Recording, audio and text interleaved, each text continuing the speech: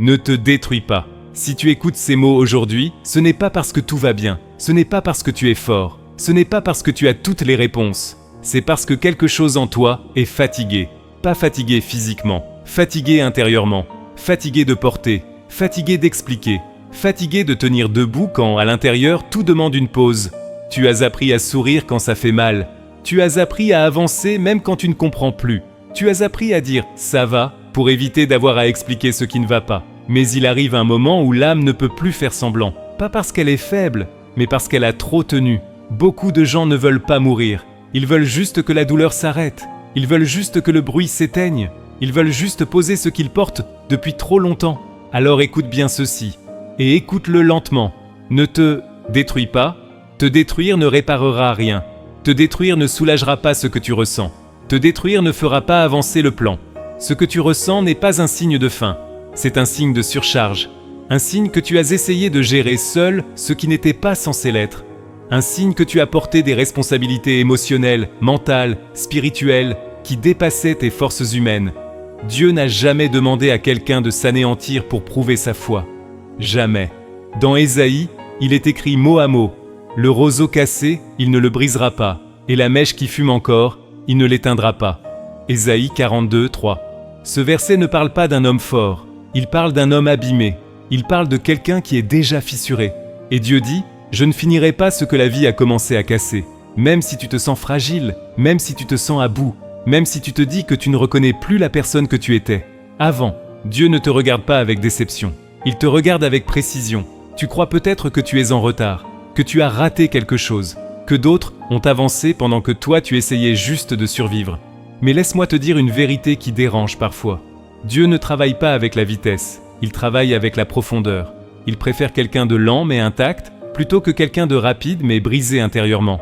Si tu es encore là aujourd'hui, si tu écoutes encore, si ton cœur réagit encore, c'est parce que Dieu n'a pas fini avec toi.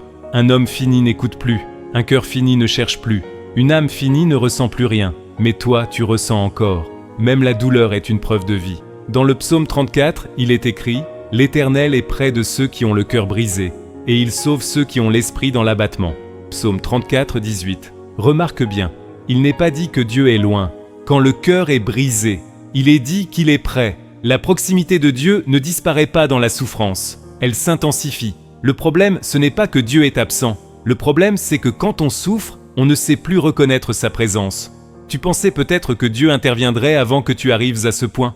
Tu pensais peut-être que si Dieu t'aimait vraiment, tu n'aurais pas traversé ça. Mais laisse-moi te dire quelque chose de vrai, même si ce n'est pas confortable. Dieu n'intervient pas toujours pour éviter la pression. Parfois, il laisse la pression révéler ce qui était enfoui. Pas pour te détruire, mais pour te libérer.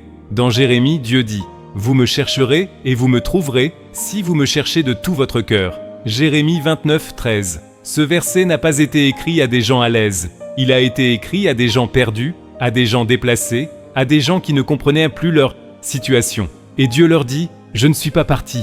Je t'attendais là où tu pouvais enfin m'écouter. » Il y a des saisons où Dieu parle doucement, et d'autres où il parle profondément. Aujourd'hui, ce n'est pas un message pour impressionner, ce n'est pas un message pour faire du bruit. C'est un message pour t'empêcher de t'abîmer davantage. Ne te détruis pas maintenant, pas ici, pas après tout ce que tu as déjà traversé. Tu n'as pas survécu à tout ça pour t'arrêter à quelques pas de la clarté. Même si tu ne vois rien encore, même si tu ne comprends rien encore, même si tu n'as aucune preuve concrète encore. Dans Romains, il est écrit « L'espérance ne trompe point ». Romains 5,5. L'espérance biblique n'est pas une émotion, c'est une encre. Elle ne dépend pas de ce que tu vois, mais de ce que Dieu sait déjà. Si ces mots te touchent, si tu te reconnais, si quelque chose en toi se calme, même légèrement, tu peux simplement rester là quelques secondes. Et sans pression, sans obligation, sans rien prouver à personne, tu peux poser un geste simple, un like discret, comme un murmure intérieur qui dit « Je choisis de ne pas me fermer ». Parce que parfois, le plus grand acte de foi, ce n'est pas de croire plus fort, c'est de ne pas abandonner. Dieu n'a pas fini avec toi, même si toi, tu pensais avoir fini avec toi-même. Et ceci n'est que le début. Il y a un moment précis où l'homme comprend que continuer à forcer ne produira plus rien. Pas parce qu'il est paresseux, pas parce qu'il abandonne, mais parce qu'il réalise que lutter contre le temps de Dieu est plus épuisant que la douleur elle-même.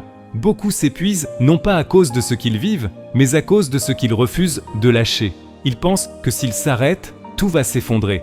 Ils pensent que s'ils se reposent, Dieu ne fera rien.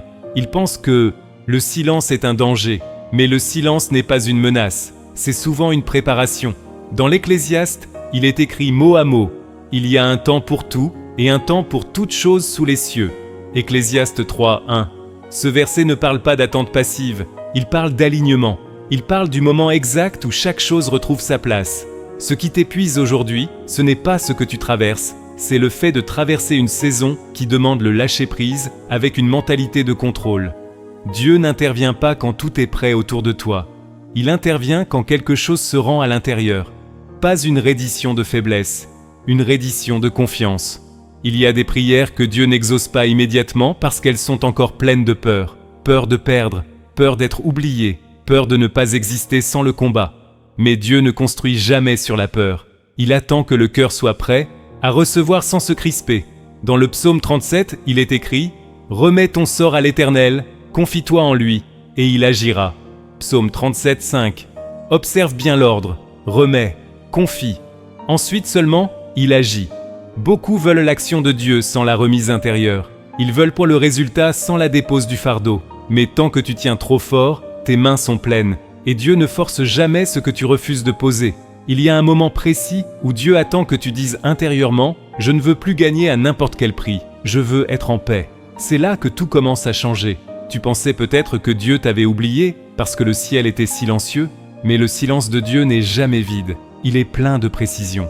Dans Habacuc, il est écrit mot à mot, car c'est une prophétie dont le temps est déjà fixé. Elle marche vers son terme et elle ne mentira pas. Si elle tarde, attends-la, car elle s'accomplira certainement. Habacuc 2, 3. Dieu ne parle jamais pour rassurer l'instant, il parle pour sécuriser l'avenir. Si la promesse tarde, ce n'est pas parce qu'elle est fragile, c'est parce qu'elle est trop importante pour être donnée à un cœur encore pressé. Dieu intervient au moment juste, pas quand tu es prêt à entendre ce que tu veux, mais quand tu es prêt à entendre ce dont tu as besoin. Souvent, le moment juste arrive quand tu n'as plus l'énergie de te mentir, quand tu n'as plus la force de maintenir des masques, quand tu cesses de te comparer. C'est à ce moment-là que la grâce devient audible. Dans Matthieu, Jésus dit clairement « Venez à moi, vous tous qui êtes fatigués et chargés, et je vous donnerai du repos. » Matthieu 11, 28. Il ne dit pas « Venez quand vous aurez réglé votre vie ». Il dit « Venez fatigués ». Le repos n'est pas une récompense, c'est une condition de la restauration. Beaucoup veulent être restaurés sans passer par le repos, mais un cœur épuisé déforme même les bénédictions. Dieu préfère te stabiliser avant de t'élever. Si tu ressens en ce moment un apaisement léger, presque imperceptible, ne le méprise pas. C'est souvent ainsi que Dieu commence. Il ne répare pas en surface, il réajuste les fondations. Dans Ésaïe, il est écrit « Ceux qui se confient en l'Éternel renouvellent leurs forces ». Ésaïe 40, 31. Remarque bien, il n'est pas dit qu'ils récupèrent leur ancienne force, il est dit qu'ils la renouvellent. Dieu ne te rend pas exactement comme avant, il te rend plus stable, plus conscient, moins dépendant de ce qui te détruisait. Et quand la force revient, elle revient sans agitation. Si tu es encore là à écouter, si ton cœur ne fuit pas, si tu restes présent malgré l'émotion, c'est que quelque chose en toi accepte enfin le rythme de Dieu. Tu peux marquer ce moment, pas avec de grands mots, pas avec une promesse, juste un commentaire simple, même un point, même un mot, comme pour dire « Je suis encore là, je laisse Dieu faire ». Parce que la parole exprimée ouvre souvent ce que le silence retenait. Dans Proverbe, il est écrit « La mort et la vie sont au pouvoir de la langue ». Proverbe 18, 21. Dire que tu es encore là, c'est déjà choisir la vie. Dieu n'a jamais manqué un rendez-vous. Il attendait simplement que ton cœur arrive à l'heure. Et ce que tu pensais être un retard était en réalité une protection. Ce que tu appelais silence était une préparation. Ce n'est pas la fin, c'est un ajustement. Et ce qui vient sera plus solide que ce que tu aurais pu construire seul. Il y a une douleur particulière que peu de gens osent pas se nommer. Ce n'est pas seulement la douleur de ce que tu as perdu, c'est la douleur de ce que tu aurais pu être si les choses avaient été différentes. Les années, les occasions, les élans interrompus, les rêves rangés trop tôt. Tu regardes parfois derrière toi et tu te demandes où tout cela est passé. Pas avec colère, avec une fatigue silencieuse. Mais écoute bien ceci, Dieu ne compte pas le temps comme toi. Ce que tu appelles année perdue, Dieu appelle année préparatoire. Dans le livre de Joël, il est écrit mot à mot « Je vous restituerai les années qu'ont dévoré la sauterelle ». Joël 2, 25. Dieu ne dit pas qu'il te rendra des jours, il parle d'années. Cela signifie qu'il ne se contente pas de réparer des détails, il restaure des saisons entières, pas en revenant en arrière, mais en donnant au présent une profondeur que le passé n'aurait jamais pu produire. Seul, tu pensais que ta lenteur était un défaut? Dieu l'a utilisé pour t'ancrer. Tu pensais que ton arrêt était un échec? Dieu l'a utilisé pour te préserver. Tu pensais que ta chute te disqualifiait. Dieu l'a utilisé pour t'enseigner ce que la réussite ne t'aurait jamais appris. Dieu ne restaure jamais en surface. Il transforme à la racine. C'est pour cela que certaines personnes ne peuvent plus revenir dans ta vie. Ce n'est pas une punition, c'est une protection. La restauration ne consiste pas à retrouver exactement ce que tu avais, mais à devenir capable de porter ce que tu n'aurais pas pu supporter avant. Dans Romains, il est écrit « Nous savons du reste que toutes choses concourent au bien de ceux qui aiment Dieu. » Romains 8, 28. Toutes choses, même celles que tu aurais préféré éviter, même celles que tu n'as jamais comprises. Dieu ne gaspille rien, pas même ta douleur. Ce que tu as vécu a élargi ton cœur, a affiné ton discernement, a cassé certaines illusions qui t'auraient détruit plus tard. Tu n'es pas en retard, tu es plus conscient, tu n'as pas raté ta vie, tu as évité une version de toi qui n'aurait pas survécu à ce qu'elle désirait. Il y a des choses que Dieu ne te donne pas parce qu'il te déteste, il ne te les donne pas parce qu'il te connaît. Dans Proverbes, il est écrit « Reconnais-le dans toutes tes voies, et il aplanira tes sentiers. » Proverbe 3, 6. Aplanir ne veut pas dire accélérer. Aplanir veut dire sécuriser. Dieu enlève parfois les pentes dangereuses avant de te laisser avancer. C'est pour cela que la restauration commence souvent quand tu ne cours plus, quand tu ne compares plus, quand tu ne te prouves plus rien. La paix revient avant la clarté. La stabilité revient avant l'expansion. Si tu ressens encore une tristesse aujourd'hui, ne la combats pas. Elle n'est plus là pour te détruire. Elle est là pour se dissoudre. Dieu ne te demande pas d'oublier, il te demande de ne plus vivre à l'intérieur. Ce que tu as traversé ne définit pas ta valeur, cela définit ta capacité à comprendre. Tu vois plus clair maintenant, même si tu vois moins loin. Dans le psaume 126, il est écrit « Ceux qui sèment avec larmes moissonneront avec chant d'allégresse » Psaume 126, 5. Les larmes ne sont pas une perte, elles sont une semence.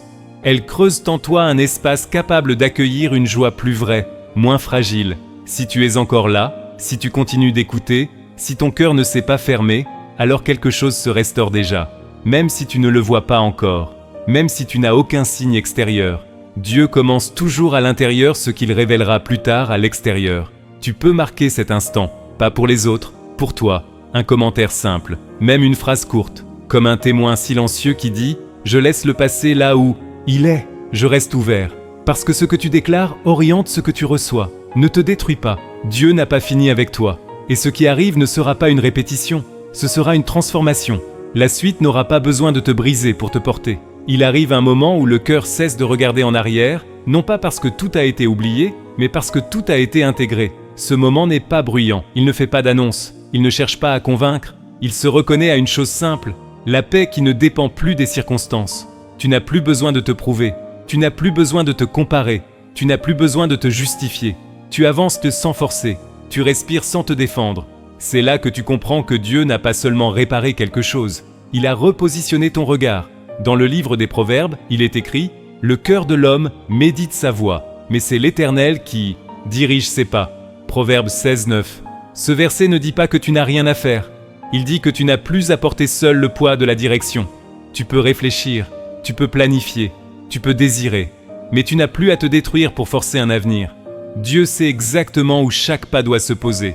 Tu pensais que la force consistait à ne jamais flancher, mais la vraie force, c'est de savoir quand s'arrêter sans culpabiliser. C'est de savoir quand dire « je fais confiance », même sans tout comprendre. Dans Ésaïe, il est écrit « Tu assures la paix, parce qu'il se confie en toi ». Ésaïe 26, 3. La paix n'est pas l'absence de combat, c'est la présence de la confiance. Quand la confiance revient, la peur perd son pouvoir. Tu n'as plus besoin de te battre contre ce que tu ne contrôles pas. Tu n'as plus besoin de te punir pour ce que tu n'as pas su faire autrement. Dieu ne te juge pas sur ce que tu ignorais. Il te relève sur ce que tu comprends maintenant. Ce qui vient ne te demandera pas de te briser. Cela te demandera d'être vrai. Et tu es prêt, parce que tu n'as plus besoin de tricher avec ton propre cœur. Dans le psaume 32, il est écrit « Je t'instruirai et je te montrerai la voie que tu dois suivre ». Psaume 32, 8. Remarque bien, Dieu ne crie pas, il montre, il n'impose pas, il éclaire. La clarté revient quand l'agitation s'en va. Tu n'as pas raté ton moment. Tu n'as pas manqué ton appel. Tu n'as pas été oublié. Tu as été préservé. Préservé de décisions prises dans la peur. Préservé de relations que tu aurais idolâtrées. Préservé de chemins trop étroits pour la personne que tu es devenue. Dans Romains, il est écrit « Si Dieu est pour nous, qui sera contre nous ?» Romains 8, 31. Cette phrase n'est pas une provocation, c'est un repos. Elle ne dit pas qu'il n'y aura plus d'opposition. Elle dit que l'opposition n'aura plus le dernier mot. Ce qui te concerne est plus solide que ce qui t'attaque. Alors écoute cette dernière fois, lentement. Ne te détruis pas. Dieu n'a pas fini avec toi. Il intervient au moment juste. Et il sait comment rétablir ce qui semblait perdu. Tu n'as rien à prouver aujourd'hui. Tu as juste à rester ouvert. Si ce message t'a accompagné, si tu te sens plus stable, plus calme, plus ancré, tu peux simplement poser un geste. Pas pour moi, pour toi. Un abonnement discret, comme une porte laissée entr'ouverte. Un like silencieux, comme un accord intérieur. Un commentaire simple, même un mot, comme pour dire « je continue ». Parce que continuer dans la paix, c'est déjà une victoire. Ce n'est pas la fin, ce n'est pas un hasard. Et tu n'es pas seul. Reste debout, reste vrai. Dieu sait exactement ce qu'il fait avec toi.